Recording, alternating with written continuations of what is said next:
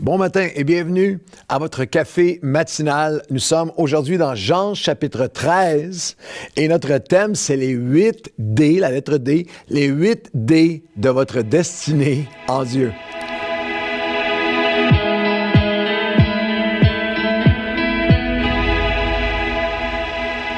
Bon matin à tous, bienvenue à votre café matinal et nous sommes dans Jean le 13e chapitre. Pouvez-vous le croire? On a traversé les 3 évangiles, on est dans le 4e évangile, on avance vers Jean 21 et compléter ce projet extraordinaire ensemble. Et dans Jean chapitre 13, j'aimerais vous offrir comme thème les 8 D, la lettre D, les 8 D de votre destinée spirituelle ou de votre destinée en Dieu.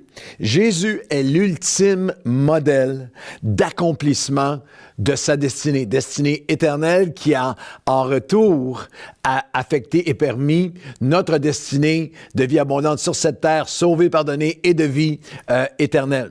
Et Jésus a dit quelque chose de tellement puissant à la croix. Lorsqu'on est dans Jean chapitre 13, on est dans la dernière célébration de la Pâque avant la crucifixion, sa mort et sa résurrection, la Pâque ultime, alors qu'il s'est offert. Et nous qui disons, chacun d'entre nous, toute notre vie, on va dire, j'ai pas été capable de tout accomplir, j'ai pas le temps de, j'aurais eu plus de temps, besoin de, je n'ai pas pu faire ça, j'aurais voulu faire. Mais Jésus à la croix, un des 7 cris de la croix, c'est que Jésus a crié « Tout est accompli ». En grec, c'était dans le langage original, il a crié « Tetelestai », un seul mot, mais qui voulait dire « Tout est accompli ». Il a parfaitement accompli sa destinée.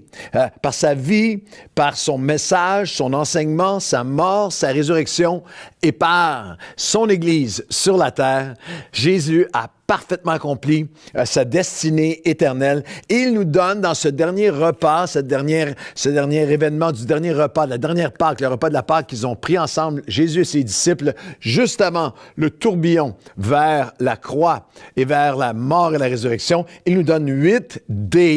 Attachez vos ceintures, on va aller rapidement, mais il y a 8 D qui nous aident dans l'accomplissement de notre destinée. Le premier D au verset 1 de Jean chapitre 13, c'est la définition, le premier D, la définition même du leader de destinée ou du leader spirituel. Jean chapitre 13 et le verset 1, avant la fête de la Pâque, Jésus, sachant que son heure était venue, de passer de ce monde au Père, et ayant aimé les siens qui étaient dans le monde, et mis le comble à son amour pour eux.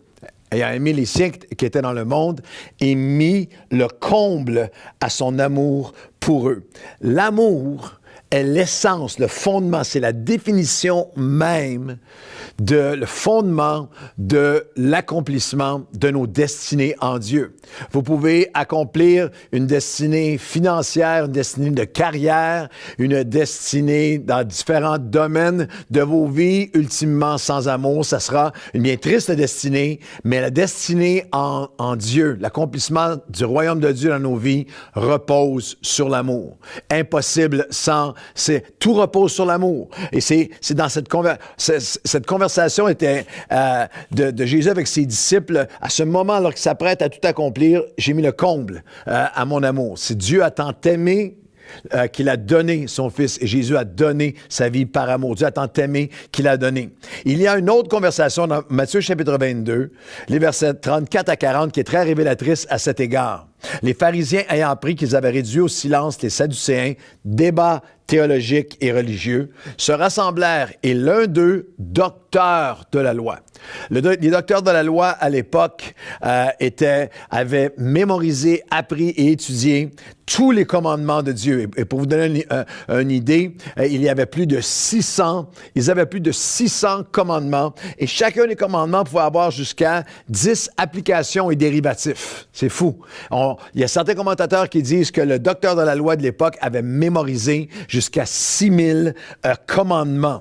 Et ce docteur de la loi vient poser une question à Jésus, mais c'est pour le prendre au piège. Le texte le dit, c'est afin de l'éprouver, Matthieu 22, 34 à 40. C'est afin de le mettre à l'épreuve, c'est afin de le coincer. Et il lui dit, Maître, sachant qu'il y a tous ces milliers de commandements, Maître, quel est le plus grand commandement?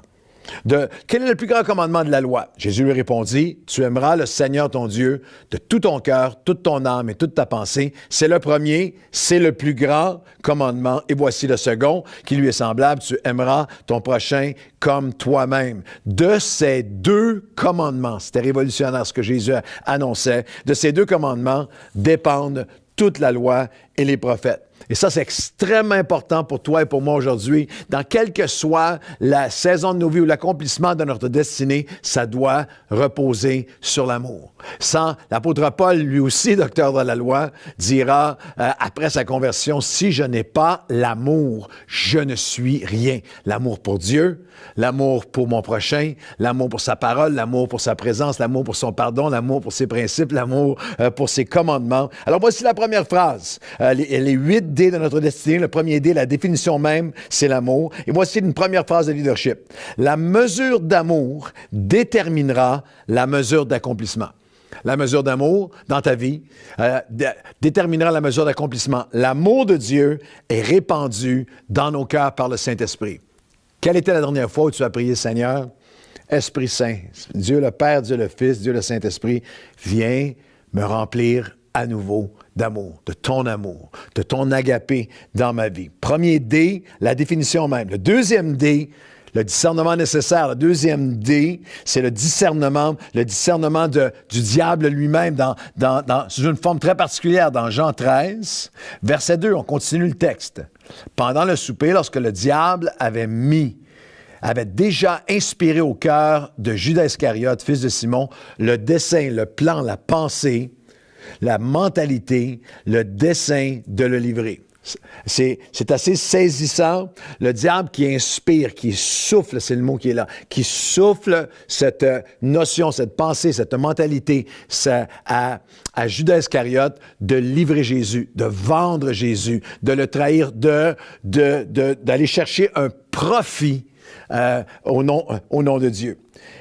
Le diable inspire encore des leaders ou serviteurs chrétiens à se servir du royaume de Dieu plutôt que de le servir, de profiter, de tirer, de prendre avantage, d'utiliser et dans certains cas, oui, de manipuler et même d'abuser le royaume de Dieu. C'est un verset extrêmement puissant, très révélateur. Le diable avait soufflé, avait inspiré un souffle du moi, d'égocentrisme, de prendre, un souffle d'égocentrisme, d'égoïsme au cœur de Judas, je vais prendre, qu'est-ce que je peux tirer de cette relation avec Dieu? Alors la question, pour toi et pour moi, sers-tu l'Église ou le Seigneur ou le royaume ou Dieu pour ce que tu crois qu'il peut te donner? Il y a beaucoup de gens qui servent le royaume de Dieu pour les avantages que le royaume de Dieu peut leur donner. Beaucoup de serviteurs d'Église qui servent pour ce qui est donné en retour, le prestige qui est donné en retour, le poste, la reconnaissance, l'aspect pécunier, l'argent, le soutien, l'honneur. Ta foi en Dieu est-elle pour ce que tu peux obtenir de Dieu? Le diable n'est pas seulement, lorsqu'on pense au diable, la démonisation, il y a toujours une image vaudouisante ou une image de manifestation démoniaque ou une image d'homme qui écume à la bouche ou de domination. Sache que la nature même du diable, la nature satanique, c'est l'ange déchu qui dit « Je vais m'élever au-dessus du trône de Dieu. Je suis au-dessus de lui. » Alors aujourd'hui, pour toi et moi aujourd'hui, ce rappel que tu peux marcher avec Dieu depuis des années, mais ce souffle de l'ennemi existe encore aujourd'hui pour t'amener à une foi qui n'accomplira jamais la destinée de Dieu si tu es là pour tirer, pour prendre tout ce qui est à ton avantage dans le royaume de Dieu. Si la première loi, c'est que la mesure d'amour va déterminer l'accomplissement, la deuxième est celle-ci. La grandeur d'une destinée sera mesurée à sa générosité pour la gloire de Dieu. La grandeur d'une destinée va être mesurée à sa générosité, en réponse à la générosité de Dieu, ta générosité pour la gloire de Dieu, Pas générosité pour toi-même, donner afin de recevoir. Le troisième D, c'est la démonstration. Nous avons la définition même, le diable, la démonstration, verset 3. Jésus, verset 3 de Jean chapitre 13, Jésus, qui savait que le Père avait remis toutes choses entre ses mains, qu'il était venu de Dieu et qu'il s'en allait à Dieu. Wow! Jésus qui savait que le Père avait remis toutes choses entre ses mains, il est venu de Dieu et qu'il retournait, qu'il s'en allait à Dieu en ayant tout accompli.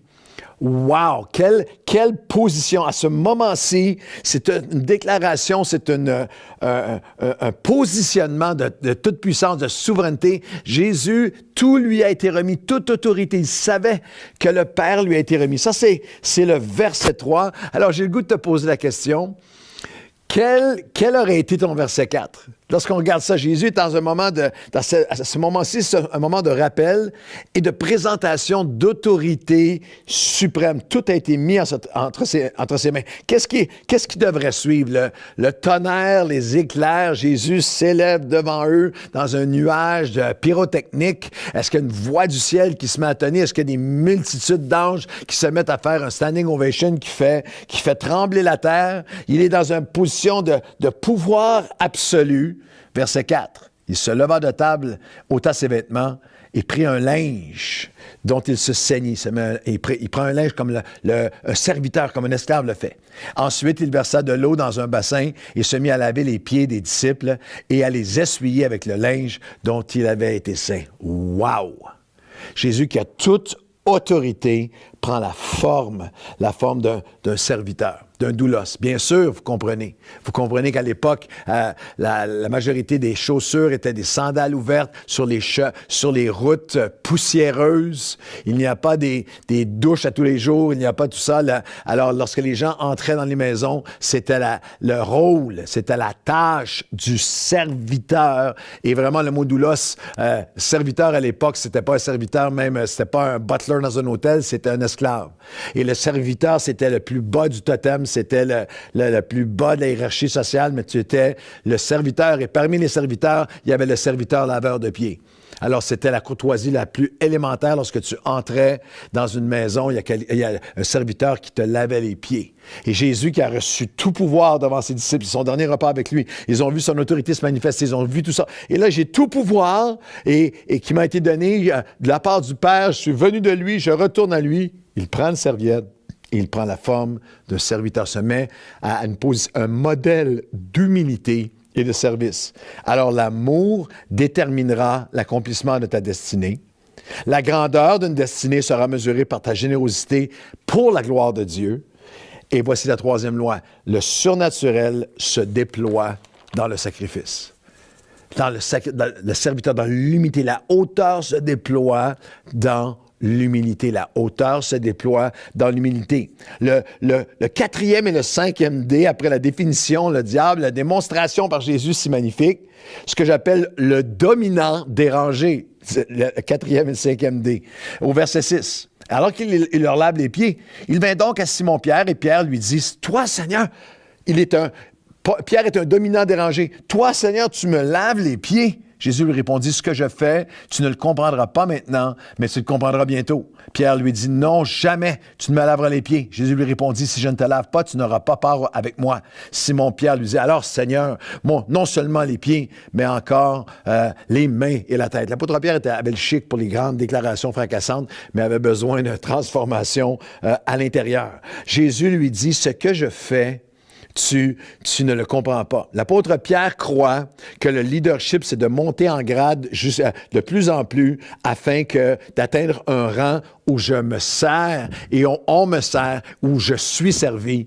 Ils s'attendaient de Jésus. Ils avaient encore cette notion qu'il va être celui qui va renverser Rome, une espèce de chef politique, un à droite et un à gauche, qui va être haut dans le cabinet présidentiel. Et alors, lorsque Jésus a tout pouvoir et il prend la forme d'un serviteur, c'est trop pour Pierre. Il est un dominant dérangé. Non, Seigneur, qu'est-ce que tu fais là? Jésus lui dit, ce que je fais, tu ne le comprends pas maintenant, mais tu le comprendras bientôt. Jésus annonce la croix. Jésus annonce qu'il était pour s'offrir comme un sacrifice vivant. Encore aujourd'hui, il y a beaucoup de croyants qui veulent les conquêtes et les couronnes sans la croix. Il y a beaucoup de touristes à la croix. Vous savez, c'est quoi, touriste à la croix? Si vous avez déjà fait du tourisme, vous allez en voyage au soleil comme touriste. Le touriste apprend juste assez du langage de l'endroit pour se faire servir. Il y a beaucoup de chrétiens comme ça ont appris un langage chrétien des promesses pour se faire servir.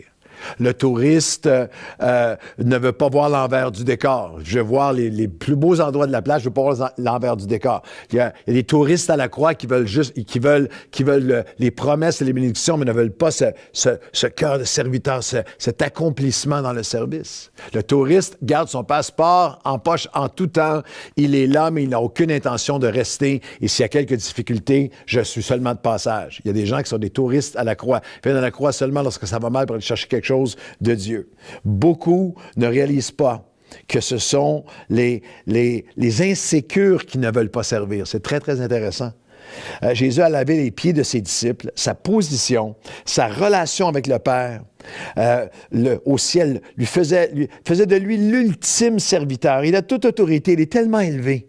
Mais il devient le plus grand exemple d'humilité, le plus grand modèle pour nous, que plus nous connaissons Dieu, plus nous devenons serviteurs. Plus nous sommes sécures en lui. Celui qui est approuvé de Dieu n'a plus rien à prouver. Et plus nous sommes sécurisés en Dieu, plus nous allons servir. Les insécures ne sont pas serviteurs. Ils réclament être servis. L'insécurité en eux fait qu'ils veulent dominer, veulent être élevés et être servis. Plusieurs auraient suivi le verset 3 où il a toute autorité en s'accordant des titres, des privilèges, des bénéfices. Jésus a servi. Voici cette autre phrase de leadership. La sécurité d'un leader se prouve par son cœur de serviteur. Alors on arrive, on s'arrête, on a les 8 D, la définition, le diable, la démonstration, le dominant dérangé. Voici les D, le 6e, 7e et 8e D de votre destinée en Dieu, le défi, la décision et la découverte. On lit les derniers versets 12 à 15. Après qu'il eut lavé les pieds et qu'il eut pris ses vêtements, il se remit à table et leur dit, « Comprenez-vous ce que je vous ai fait? Vous m'appelez Maître et Seigneur et vous dites bien, car je le suis. Si donc je vous ai lavé les pieds, moi le Seigneur et le Maître, vous devez aussi vous laver les pieds les uns des autres, car je vous ai donné un exemple, afin que vous fassiez comme je vous ai fait. » Versets 16 et 17 de Jean 13. En vérité, je vous le dis, le serviteur n'est pas plus grand que son Seigneur, ni l'apôtre, celui qui est envoyé, plus grand que celui qui l'a envoyé. Si vous savez ces choses, vous êtes heureux, pourvu que vous les pratiquiez. Il y a là-dedans un défi, une décision et une découverte. Vous, si moi, qui est votre maître, je vous ai lavé les pieds, vous devez aussi... Et quelle devrait être la suite?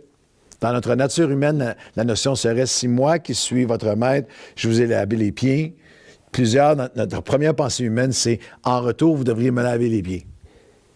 Mais Jésus nous donne le modèle qu'il donne avec aucun en retour. Il vient se sacrifier. Lui, le parfait, est venu s'offrir pour les pécheurs, l'innocent pour les coupables. Jésus ne servait pas pour obtenir, il avait tout déjà. Il a quitté, s'est arraché d'avoir tout pour venir nous servir. Jésus ne servait pas pour obtenir, il servait par obéissance et par amour.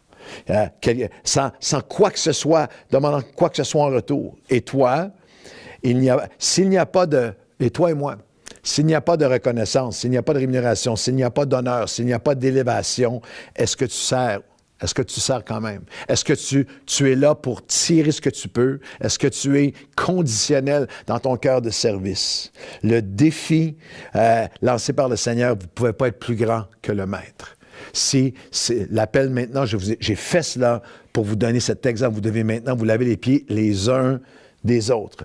L'Église chrétienne, le royaume de Dieu, est une communauté complètement contraire à celle du monde dans lequel nous vivons. Plus tu montes en service devant Dieu, plus tu es en position, en autorité, en responsabilité, plus tu es appelé à servir. Et la décision, heureux, pas plus grand que votre maître, vous allez être heureux, non pas seulement si vous savez ces choses, mais si vous les pratiquez. Il y a beaucoup d'entre vous, beaucoup de croyants qui vont regarder ce podcast. Vous savez tout ça, vous l'avez entendu. mais c'est lorsque nous les pratiquons que Dieu va faire son œuvre en nous. Alors, je termine ce podcast avec ces phrases. La mesure d'amour déterminera la mesure d'accomplissement. La grandeur d'une destinée sera mesurée à ta générosité pour la gloire de Dieu. Le surnaturel se déploie dans le sacrifice. La hauteur se manifestera dans l'humilité. La sécurité d'un leader se prouve par son cœur de serviteur et la preuve du cœur du serviteur est dans la pratique. Marchons ensemble dans ces 8 D pour l'accomplissement de notre destinée. Bonne journée.